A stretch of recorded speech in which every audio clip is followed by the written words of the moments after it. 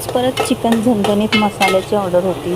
कारण घरचं चिकन जे आपण बनवतो तशी टेस्ट आपल्याला रेस्टॉरंटमध्ये तर मिळतच नाही. त्याच्यामुळे मग मला जी ऑर्डर आली होती ते कस्टमर जे होते त्यांनी माझ्याकडून आधीच ज्वारीच्या भाकरींची ऑर्डर केली होती आणि त्यांना ते खूप आवडल्यामुळे त्यांनी माझ्याकडून परत चिकन रस्स्याची ऑर्डर केली आणि जी घरगुती टेस्ट असते ती त्यांना खूप जास्त आवडली होती.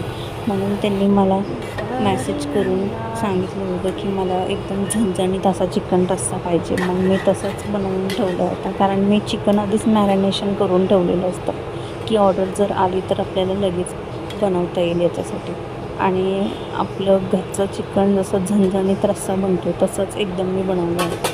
आणि त्यांची ऑर्डर पण पूर्ण झाली होती, पण रायडर्स काय आले नव्हते. त्याच्यामुळं मग ती पॅकिंग वगैरे करून ठेवली आणि त्याच्यानंतर ही रिपीट कस्टमरच होते ज्यांना माझ्याकडून भाकरी ऑर्डर केलेल्या, त्यांनाच चिकन रस्सा हवा होता. आणि ती ऑर्डर पूर्ण झाल्यानंतर मी पॅकिंग वगैरे करून ठेवली होती.